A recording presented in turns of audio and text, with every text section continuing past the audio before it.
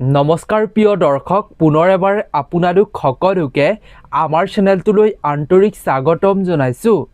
প্ৰিয় দৰ্শক, 2026 বৰ্ষৰ অশোকা অষ্টমী কালিলৈ পৰিছে। কালিলৈ হৈছে 26 মাৰ্চ। কালিলৈ অন্নপূৰ্ণাৰ পূজা।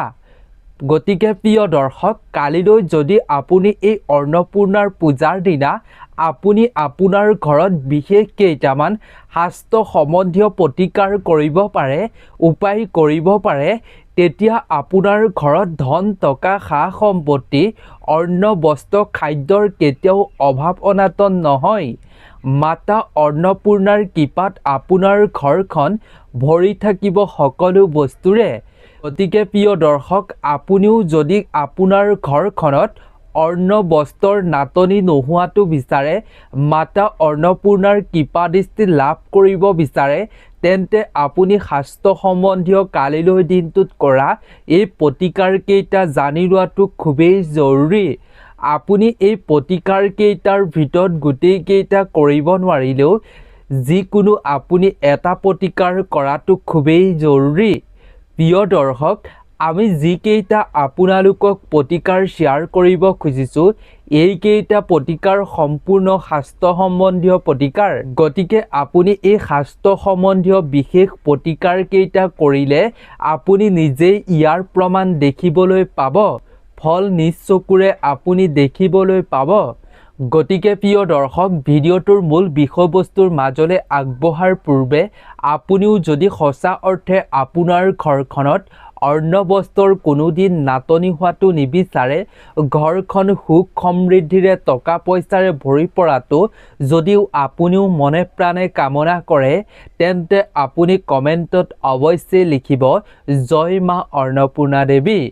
লগতে প্ৰিয় দৰ্শক, আপুনি যদি শাস্ত্ৰ সম্বন্ধীয় বিভিন্ন নজনা কথা, বিভিন্ন প্ৰতিকাৰসমূহ জানিব বিচাৰে, তেন্তে এই চেনেলটো অৱশ্যেই ছাবস্ক্ৰাইব কৰি ৰাখিব। প্ৰিয় দৰ্শক, আমাৰ সকলোৱে জানে যে আমি যদি দেৱী অন্নপূৰ্ণাক পূজা কৰোঁ, তেতিয়াহ'লে তেওঁৰ কৃপাত আমি লাভান্বিত হ'ব পাৰিম। লগতে তেওঁক যদি আমি পূজা কৰোঁ, তেতিয়াহ'লে আমাৰ জীৱনত কেতিয়াও অন্ন বস্ত্ৰৰ অভাৱ অনাটন নহয়। কালিলৈ যিহেতু অন্নপূৰ্ণাৰ পূজা, গতিকে কালিলৈ যদি আমি মাতাক ভক্তি আৰু শ্ৰদ্ধাৰে আমি ভক্তি কৰিব পাৰোঁ, পূজা অৰ্চনা কৰিব পাৰোঁ, তেতিয়াহ'লে তেওঁ আমাৰ ঘৰত কোনোদিন কেতিয়াও খাদ্যৰ অভাৱ অনাটন হ'বলৈ নিদিয়ে। লগতে প্ৰিয় দৰ্শক, শাস্ত্ৰত কোৱা হৈছে যে দান বৰঙণি কৰাৰ সমান পুণ্যৰ কাম আৰু একো নাই।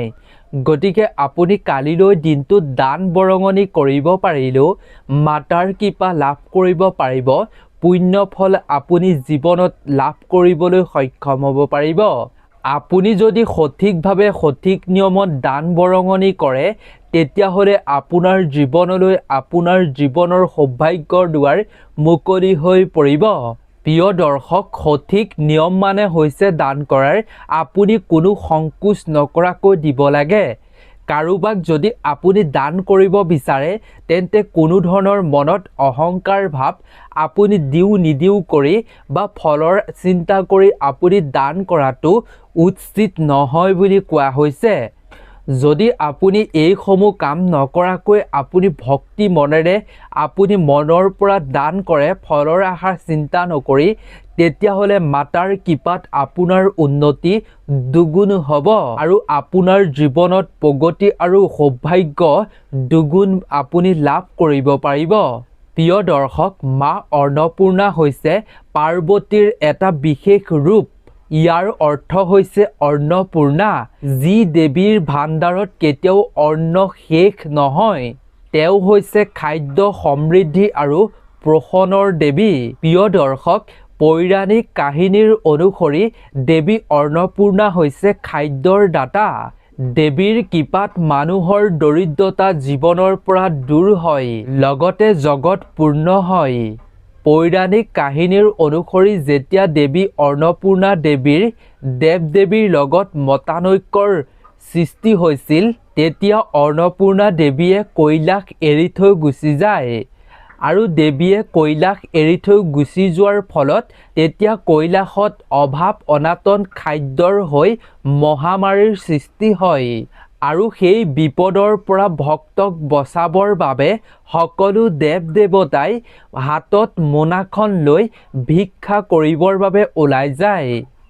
কিন্তু প্ৰিয় দৰ্শক, দেৱী নথকাৰ বাবে সেই দান বৰঙনিও অপচয় হৈ পৰে আৰু তাৰ পাছত সকলো দেৱ দেৱতাই দান বৰঙনিও লাভ কৰিব নোৱাৰা হ'ল।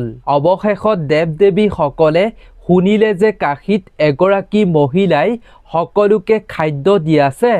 তাৰ পাছত সেই দেৱীৰ ওচৰলৈ মহাদেৱ স্বয়ং যায় আৰু মহাদেৱে সেই দেৱীক তৎক্ষণাতে চিনাক্ত কৰি লয় আৰু তাৰ পাছত মহাদেৱে এই মহামাৰীৰ পৰা অভাৱ অনাটনৰ পৰা ভক্তসকলক ৰক্ষা কৰিবৰ বাবে দেৱীৰ পৰা দান বৰঙনি লয় আৰু তাৰ পাছত সকলোৰে অভাৱ অনাটন দূৰ হয় আৰু তেতিয়াৰে পৰা মাতা অন্নপূৰ্ণাক পূজা অৰ্চনা কৰিবলৈ সকলোৱে আৰম্ভ কৰিলে।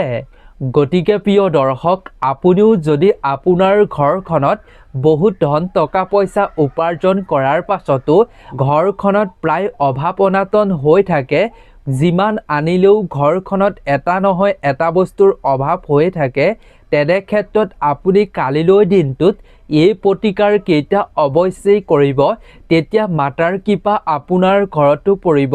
ফলস্বৰূপে ঘৰখনত কোনো অভাৱ অনাটন নাটনিৰ সন্মুখীন হ'বলগীয়া নহ'ব। গতিকে প্ৰিয় দৰ্শক, আপুনি এই কামসমূহ বা প্ৰতিকাৰসমূহ ভালদৰে লক্ষ্য কৰিব। তেন্তে আহক আমি জানি লওঁ সেই প্ৰতিকাৰ অৰ্থাৎ কামসমূহৰ বিষয়ে। প্ৰিয় দৰ্শক, কালিলৈ আপোনালোকে পুৱা সোনকালে উঠিব আৰু সোনকালে উঠি আপোনাৰ ঘৰখন, আপোনাৰ ঘৰৰ ৰান্ধনি ঘৰ তথা পাকঘৰ ভালদৰে পৰিষ্কাৰ পৰিচ্ছন্নতা কৰিব। ভালদৰে আপুনি পাকঘৰটো পৰিষ্কাৰ কৰিলেহে আপোনাৰ ঘৰখনলৈ অন্নপূৰ্ণা দেৱীয়ে আগমন ঘটিব। আৰু কালিলৈ দিনটোত হালধীয়া ৰঙৰ কাপোৰ বা সাদা ৰঙৰ কাপোৰ আপুনি ব্যৱহাৰ কৰিবলৈ পিন্ধিবলৈ চেষ্টা কৰিব। তাৰ পাছত প্ৰিয় দৰ্শক, আপোনালোকে পূজাৰ স্থলীত ভালদৰে চাফ চিকুণ কৰি মাতাক পূজা কৰিবৰ বাবে প্ৰস্তুতি কৰক আৰু তাৰ পাছত এখন আপুনি ভাল নতুন পৰিষ্কাৰ কাপোৰ আপুনি পাৰি ল'ব আৰু তাৰ ওপৰত আপুনি মাতাৰ ফটোৰ মূৰ্তি যিয়ে আছে ঘৰত উত্তৰ পূব দিশত ৰাখি আপুনি পূজা কৰিব আৰু তাৰ পাছত আপুনি ঘট স্থাপন কৰি সেই ঘটত আপুনি আম পাত ভৰাই ৰাখিব আৰু তাৰ ওপৰত নাৰিকল আপুনি ৰাখিব আৰু আপুনি সেই নাৰিকলটো স্বস্তিক চিহ্ন বনাব হালধি বা আপুনি সেন্দুৰেৰে। প্ৰথমেই আপুনি শ্ৰী গণেশক পূজা অৰ্চনা কৰিব। তাৰ পাছতহে আপুনি মাতা অন্নপূৰ্ণাৰ ধ্যান বা মন্ত্ৰ বা পূজা কৰিবলৈ আৰম্ভ কৰিব। তাৰ পাছত আপুনি ধূপ চাকি জ্বলাই ফল মূল আপুনি নৈবেদ্য আগবঢ়াই আৰতি অৱশ্যেই কৰিব।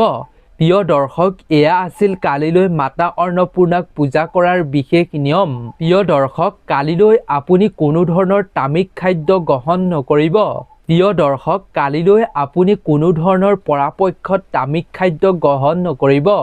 সাত্বিক খাদ্য গ্ৰহণ কৰিবলৈ চেষ্টা কৰিব। নহৰু পিঁয়াজ মাছ মাংস খুৰা এনেধৰণৰ বস্তু আপুনি কালিলৈ দিনটোত পৰাপক্ষত নোখোৱাকৈ থাকিবলৈ চেষ্টা কৰিব।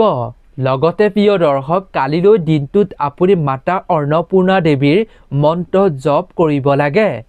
আপোনাৰ যদি কোনো ধৰণৰ মাতাৰ মন্ত্ৰ নাই মনত, তেন্তে আপুনি এনেধৰণেও জপ কৰিব পাৰে। ওম অন্নপূৰ্ণায়ে নমঃ, ওম অন্নপূৰ্ণায়ে নমঃ, ওম অন্নপূৰ্ণায়ে নমঃ। এইদৰে যিমান পাৰে আপুনি জপ কৰিব। কেৱল ইমানেই নহয়, কালিলৈ দিনটোত আপুনি গৰীব বা দুখীয়া দৰিদ্ৰ নাৰায়ণক আপুনি খাদ্য বস্ত্ৰ যিমান পাৰে সাধ্য অনুযায়ী দান কৰক। ইয়াৰ ফলত মাতা প্ৰসন্ন হয় বুলি শাস্ত্ৰই কৈছে। শাস্ত্ৰই কৈছে যে কালিলৈ দিনটোত চাউল, পিতলৰ বাচন, ৰূপৰ মুদ্ৰা আদি যদি দান কৰিব পাৰে তেতিয়াহ'লে আৰু অধিক ফল পাব পাৰি বুলি কোৱা হৈছে। লগতে কালিলৈ অন্নপূৰ্ণাৰ পূজাৰ দিনা আপুনি কোনো ধৰণৰ খাদ্য অপচয় নকৰিব। খাদ্য অপচয় কৰিলে মাতা অসন্তুষ্ট তথা ৰুষ্ট হ'ব। ফলত আপোনাৰ ঘৰত অভাৱ অনাটন খাদ্যৰ হ'বলৈ আৰম্ভ কৰিব।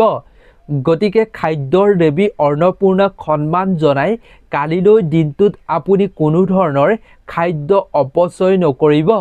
প্ৰিয় দৰ্শক, কালিলৈ মা অন্নপূৰ্ণাৰ পূজাৰ দিনা আপোনাৰ ঘৰৰ ৰান্ধনি ঘৰত আপুনি চাকি বন্তি অৱশ্যেই জ্বলাব। দীপ আপুনি জ্বলাই সকলো পৰিয়ালৰ মাজত আপুনি শান্তিৰ পৰিৱেশ গঢ়ি তুলিব, যাতে মাতা অন্নপূৰ্ণা ঘৰলৈ আগমন ঘটে আৰু ঘৰৰ পৰা সকলো অভাৱ দূৰ হয়। প্ৰিয় দৰ্শক, আপোনাৰ ব্যৱসায়ত যদি আপুনি উন্নতি কৰিব বিচাৰে তেন্তে আপুনি পূজাৰ আসনত মাতাৰ সন্মুখত বহি চন্দন আৰু চাউলৰ আপুনি স্বস্তিক চিহ্ন অংকন কৰি আপুনি এইদিনাখন পূজা কৰক মাতাক। তেনে কৰিলে আপোনাৰ ব্যৱসায়ত উন্নতি ঘটিব। কালিলৈ দিনটোত যদি আপোনাৰ ঘৰলৈ দুখীয়া দৰিদ্ৰ অসহায় ব্ৰাহ্মণ আহে বা দুখীয়া মানুহ আহে তেন্তে অপমান নকৰি তেওঁলোকক খালী হাতে যাবলৈ নিদিয়াকৈ সাধ্য অনুযায়ী কিবা এটা অৱশ্যেই দিব, কিবা এটা অৱশ্যেই খুৱাবলৈ চেষ্টা কৰিব। প্ৰিয় দৰ্শক, কালিলৈ আপুনি আপোনাৰ মণি বেগত আপুনি যদি কেইটামান নিখুঁত চাউল আপুনি মণি বেগত ভৰাই ৰাখিব পাৰে, মাতা অন্নপূৰ্ণাক আপুনি প্ৰাৰ্থনা কৰি মনতে ধ্যান কৰি, তেতিয়াহ'লে আপোনাৰ মানি পাৰ্চ কোনোদিন খালী নহয় বুলি শাস্ত্ৰই কৈছে। গতিকে আপুনি এই গুপ্ত প্ৰতিকাৰ অৱশ্যেই কৰিব। আপোনাৰ ধনৰ বেগ কোনোদিন কেতিয়াও খালী নহয়। খালী হোৱাৰ পূৰ্বেই ক'ৰ পৰা আহিব, কেনেকৈ মণি পাৰ্চ ভৰি পৰিব আপুনি নিজেই গমকেই নাপাব। গতিকে প্ৰিয় দৰ্শক, আজিৰ ভিডিঅ'টো ইমানেই আছিল। আশা কৰোঁ ভিডিঅ'টো চাই নিশ্চয় উপকৃত হৈছে। কালিলৈ দিনটোত আপুনি অৱশ্যেই এই প্ৰতিকাৰসমূহ কৰক, আপোনাৰ ঘৰৰ পৰা অভাৱ অনাটন দূৰ হ'ব। মাতা অন্নপূৰ্ণাৰ কৃপাত কেতিয়াও ঘৰখনত অন্নৰ অভাৱ নহয়। গতিকে ভিডিঅ'টো যদি চাই ভাল পালে তেন্তে আপোনাৰ বন্ধুবৰ্গৰ লগতো শ্বেয়াৰ কৰি তেওঁলোককো উপকৃত কৰিব। গতিকে নতুন এটা ভিডিঅ'ৰ লগত পুনৰ এবাৰ লগ পাম। আপোনালোক সকলো ভালে থাকক, সুস্থ থাকক, তাৰেই আমিও কামনা কৰিছোঁ। ধন্যবাদ।